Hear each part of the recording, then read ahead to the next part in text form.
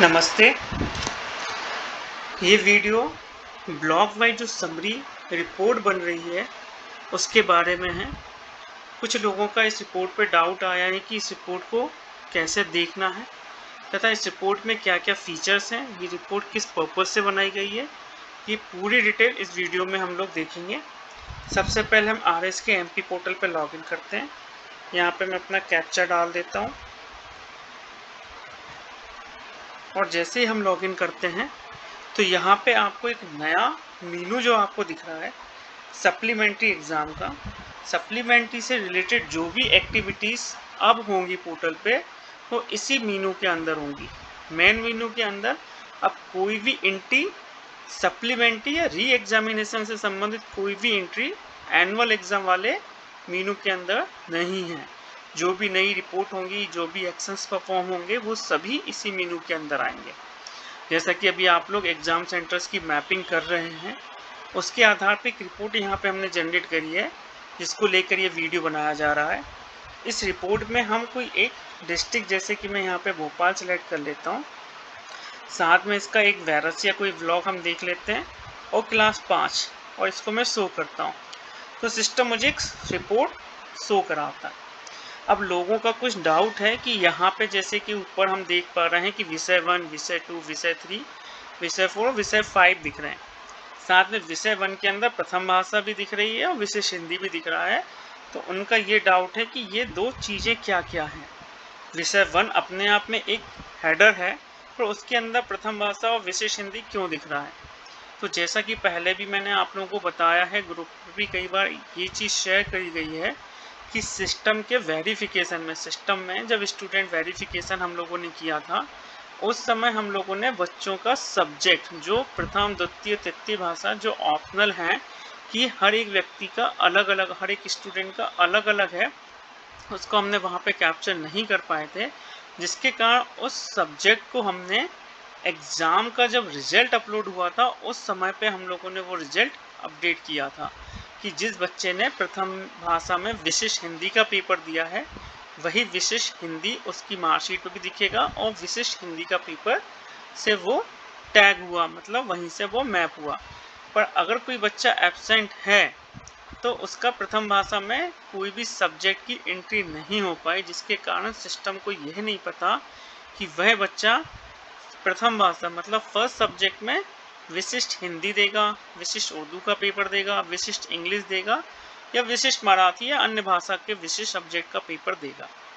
जैसा कि एक मीडियम के आधार पे ये चीज़ निकाली जा सकती है कि इंग्लिश मीडियम वाला बच्चा विशिष्ट इंग्लिश का पेपर देगा और उर्दू मीडियम वाला बच्चा विशिष्ट उर्दू का पेपर देगा। बट ये स्टेट वाइड जब हम लोगों ने ये लॉजिक लगाया तो कहीं जगह पे कॉन्फ्लिक्ट आया, तो पूरे स्टेट में मीडियम के आधार पे बच्चों का प्रथम, द्वितीय और तृतीय सब्जेक्ट निकाल पाना पॉसिबल नहीं हो पाया, जिसके कारण हमने ये इनपुट आप लोगों से एग्ज़ाम की रिजल्ट की एंट्री के समय मांगा था। अब मेन बात यह है कि यहाँ पे अगर विशिष्ट हिंदी यहाँ पे लिखा हुआ है और प्रथम भाषा, इसका मतलब हो सकता है इस केस में ये जो हम लोगों ने ब्लॉक निकाला इसमें प्रथम भाषा विशिष्ट हिंदी अकेला दिख रहा है, हो सकता है आपको यहाँ पे विशिष्ट उर्दू और विशिष्ट अंग्रेजी भी दिखे। इसका मतलब ये है कि अगर विषय 1 में विशिष्ट हिंदी दिख रहा है तो ये क्लियर है कि ये जो 4 बच्चे यहाँ पे मुझे दिख रहे हैं, ये तो क्लियरली विशिष्ट हिंदी के बच्चे हैं, जो विशिष्ट हिंदी का पेपर जो पहला सब्जेक्ट जिस दिन पेपर होगा उस दिन 4 बच्चे तो क्लियर हैं जो विशिष्ट हिंदी का पेपर देंगे। पर 8 बच्चे ऐसे भी मेरे सिस्टम में हैं जिन्होंने, हो सकता है जिनका हमने रिजल्ट में इनका सिस्टम में डेटा अपडेट नहीं करा क्योंकि ये एब्सेंट हो। एब्सेंट के केस में रिजल्ट अपलोड नहीं हुआ, इसलिए सिस्टम को अभी भी नहीं पता ये जो 8 बच्चे हैं ये प्रथम भाषा मतलब विषय 1 जो है, जो पहले दिन जिसका पेपर होना है उसमें किस सब्जेक्ट का पेपर देंगे। कहीं ना कहीं इस रिपोर्ट का पर्पस ये था कि सप्लीमेंट्री है, this is not a regular exam की सभी बच्चे अपीयर्स होंगे। कहीं ना कहीं सप्लीमेंट्री वाले री एग्ज़ाम में सिर्फ वही बच्चे अपीयर्स होंगे जिनकी मेन परीक्षा में पूरक है। तो जो पूरक वाले बच्चे हैं उनको आइडेंटिफाई करते हुए सिस्टम ने ये रिपोर्ट बनाई है, जिसके आधार पे आप ये अनुमान लगा सकते हैं कि इस पर्टिकुलर एग्ज़ाम सेंटर में जो इस संकुल के अंदर आता है, उस एग्ज़ाम सेंटर में पहले दिन कितने बच्चे आएंगे और कौन सा सब्जेक्ट का पेपर देंगे, दूसरे दिन कौन से बच्चे आएंगे, वो कौन सा एग्ज़ाम देंगे। अब इस आधार पे जैसा भी आपका टाइम टेबल होगा, उस टाइम टेबल के अकॉर्डिंगली आपको बच्चे अपीयर होंगे, बट बच्चे कितने आएंगे, किस सब्जेक्ट का पेपर देंगे, उसके आधार के लिए मैंने ये रिपोर्ट बनाई है। अब यहाँ पे जैसे कि 8 बच्चे जिनका हमें प्रथम भाषा क्लियर नहीं है, तो ये माध्यम के आधार पर हो सकता है कई ब्लॉकों में, कुछ ब्लॉकों में ऐसा हो कि जहाँ पे हिंदी मीडियम के बच्चे हैं और सिर्फ विशिष्ट हिंदी है। तो ऐसे अगर कुछ ब्लॉक हैं जहाँ पे आपको आइडेंटिफाई है कि यहाँ पे हिंदी मीडियम के बच्चे सिर्फ हिंदी का पेपर दे रहे हैं, इंग्लिश मीडियम के बच्चे सिर्फ विशिष्ट हिंदी का इंग्लिश का पेपर दे रहे हैं, तो आप इजीली आइडेंटिफाई कर सकते हैं कि 8 और 4 12 ये दोनों बच्चे 12 बच्चे विशिष्ट हिंदी का ही पेपर देंगे। बट कुछ ब्लॉक में जैसे कि अगर ये 8 बच्चे हो सकता है विशिष्ट उर्दू का पेपर दें, तो ये आपको आइडेंटिफाई करना है। ब्लॉक लेवल पे ये आपको आइडेंटिफाई करना है। जन शिक्षक या जो स्कूल जहाँ जिससे आपको मैप हुए हैं, उस स्कूल से आपको ये डिटेल पूछनी पड़ेगी कि 8 बच्चे किस सब्जेक्ट का पेपर देने वाले हैं, और उस बेसिस पे आपको ये इन बच्चों को सब्जेक्ट आइडेंटिफाई करना पड़ेगा। 4 का तो क्लियर है, विशिष्ट हिंदी का ही पेपर देंगे। अगर ये भी विशिष्ट हिंदी का पेपर देंगे तो ये 8 और 4 12 बच्चे उस दिन विशिष्ट हिंदी का पेपर देंगे। अगर ये 8 बच्चे विशिष्ट उर्दू का पेपर देंगे तो भी उस दिन 12 ही बच्चे आएंगे, जिसमें से 4 बच्चे विशिष्ट हिंदी का, 8 बच्चे विशिष्ट उर्दू का पेपर देंगे। मतलब उस एग्ज़ाम सेंटर में पहले दिन जो परीक्षा होगी, जिसमें पहले सब्जेक्ट का कोई भी विषयवार परीक्षा जो होगी, उसमें 12 बच्चे अपीयर होंगे। 4 बच्चे तो क्लियर हैं विशिष्ट हिंदी के लिए, 8 बच्चों को आपको आइडेंटिफाई करना है। ऐसी अगर विषय 2 सामान्य अंग्रेजी जहाँ पे सिर्फ एक ही सब्जेक्ट दिख रहा है तो क्लियर है। अगर यहाँ पे भी द्वितीय भाषा और सामान्य अंग्रेजी या और कुछ दिखता तो आपको उनका टोटल लगाना होता, उसके आधार पे आपको आइडेंटिफाई होता कि कितने बच्चे वहाँ पे आएंगे, अलग अलग सब्जेक्ट वाइज आपको कितने कितने बच्चे मिलेंगे। अगर द्वितीय भाषा में सभी सामान्य अंग्रेजी के हैं तो 18 के 18 बच्चे सामान्य अंग्रेजी। यहाँ पे अगर द्वितीय भाषा लिखा होता तो फिर आपको आइडेंटिफाई करना होता कि द्वितीय भाषा में कौन है। बाकी द्वितीय भाषा सभी की सामान्य अंग्रेजी, इसलिए सिस्टम ने उसको आइडेंटिफाई कर लिया है। जहाँ पे भी प्रथम भाषा, द्वितीय भाषा या तृतीय भाषा का शब्द आता है, उसका क्लियर मतलब ये है कि सिस्टम को नहीं पता कि प्रथम भाषा में वो कौन सा पेपर देंगे, क्योंकि प्रथम भाषा के अंतर्गत जनरली 4 सब्जेक्ट आते हैं, जिसमें सबसे पहला है विशिष्ट हिंदी, दूसरा है विशिष्ट अंग्रेजी, तीसरा है विशिष्ट उर्दू और चौथा है विशिष्ट मराठी। ऐसे ही द्वितीय भाषा में भी अकॉर्डिंगली सब्जेक्ट चेंज होते हैं, तृतीय भाषा में भी सब्जेक्ट चेंज होते हैं। तो जहाँ पे भी ये वर्ड आए उसका मतलब आपको आइडेंटिफाई करना है कि बच्चा किस सब्जेक्ट से ही वो प्रथम भाषा का पेपर देने वाला है। तो ये रिपोर्ट का पर्पस सिर्फ ये था। इसमें कंफ्यूज नहीं होना कि प्रथम भाषा में 8 है और विशिष्ट हिंदी में 4 है, कि 8 बच्चे आएंगे या 4। ये दोनों ही बच्चे आपके उस दिन के पेपर में आएंगे।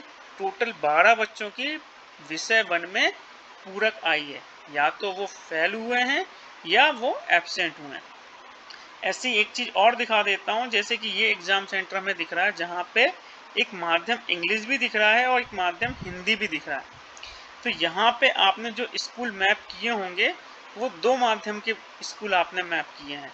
तो इंग्लिश मीडियम के माध्यम में अगर कोई बच्चा होंगे तो वो आपको ऊपर वाली लाइन में दिखेंगे, हिंदी मीडियम वाले बच्चे नीचे की लाइन में दिखेंगे। ऐसे ही सपोज यहाँ पे भी कोई फिगर होता, सपोज यहाँ पे भी एक 4 का फिगर होता, यहाँ पे भी 4 होता और यहाँ पे भी 4 होता, तो मतलब इस दिन पहले सब्जेक्ट में इस एग्ज़ाम सेंटर में इंग्लिश मीडियम के 8 बच्चे, यहाँ के 4, यहाँ के 4, और हिंदी मीडियम के यहाँ पे 4, यहाँ पे 4, 8 और 8 16 बच्चे आएंगे। जिसमें से यहाँ पे अगर कोई सब्जेक्ट लिखा हुआ है तो सब्जेक्ट से क्लियर होगा कि वो किस सब्जेक्ट के हैं। अगर प्रथम भाषा में लिखा है तो आइडेंटिफाई करके आपको उसको पता करना है। टोटल बच्चे जो आएंगे वो इन चारों के ही आएंगे। तो यहाँ पे अगर आपके पास इस टाइप का कोई ब्लॉक आता है जहाँ पे इंग्लिश और हिंदी दिख रहा है, हो सकता है यहाँ पे उर्दू का भी कोई स्कूल हो, तो यहाँ आपको 3 लाइनें दिखेंगी। सिस्टम में मैंने हर एक के लिए टोटल इसलिए नहीं दिया क्योंकि रिपोर्ट में अगर हर एक लाइन के नीचे टोटल लगाते तो रिपोर्ट उतनी क्लियर नहीं दिखती।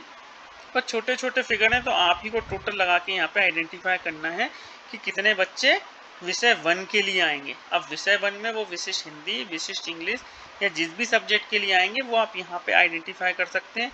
अगर सिस्टम में क्लियरली हम लोगों ने फीड करा है कि वो विशिष्ट हिंदी या विशिष्ट इंग्लिश या और सब्जेक्ट के हैं तो वो सिस्टम आपको प्रॉपर हेडिंग के साथ वो बच्चों का काउंट दिखाएगा, नहीं तो प्रथम भाषा द्वितीय भाषा में वो बच्चों को दिखा देगा। तो इस रिपोर्ट का सिर्फ यही पर्पज़ है कि ब्लॉक वाइज आप चेक कर पाएँ कि आपके कौन से संकुल के अंदर कौन से परीक्षा केंद्र में कितने बच्चे अपीयर हो रहे हैं। उस अकॉर्डिंगली आप जो आपकी आंसर शीट्स हैं उसका आप बंडल पैकेट तैयार कर सकें या जो भी प्रिंटेड है वो करवा सकें। जो भी इजी वे आपको लगता है आप उसको फॉलो कर सकते हैं। सिस्टम के थ्रू जो जानकारी आपको मिलनी थी वो मैंने इस रिपोर्ट में देने की कोशिश करी है। साथ में एक चीज़ और भी क्लियर करना चाहता हूँ कि अगर कोई बच्चा एग्ज़ाम में जो एक्सटर्नल परीक्षा हुई थी उसमें पास हुआ है पर प्रोजेक्ट वर्क में फेल हुआ है, हम लोगों ने जब एनालिसिस करा तो कुछ बच्चे हमें ऐसे मिले जिनने मेन एग्ज़ाम में तो वो पास हो गए, उनके जो स्कोर है वो पासिंग मार्क्स से ऊपर हैं, बट उनका प्रोजेक्ट मार्क्स के स्कोर जो है वो पासिंग मार्क्स से नीचे हैं।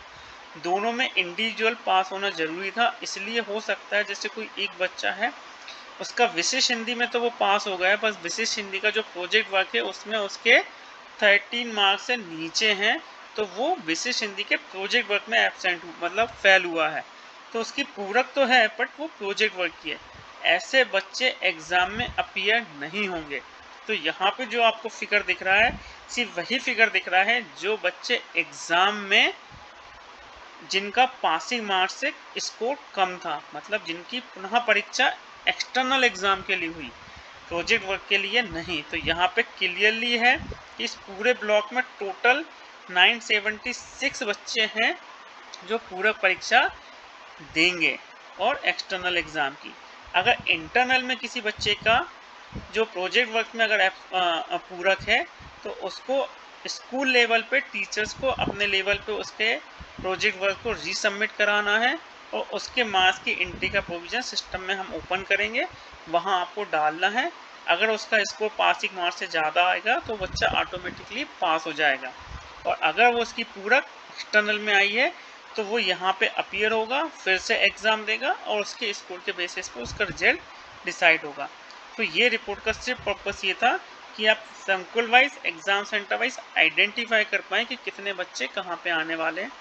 साथ में एक एक्सेल की सीट भी मैंने पहले से अपलोड कर रखी है, उसके माध्यम से इन पूरे बच्चों की आप डिटेल भी देख सकते हैं कि ये 4 बच्चे कौन कौन से हैं।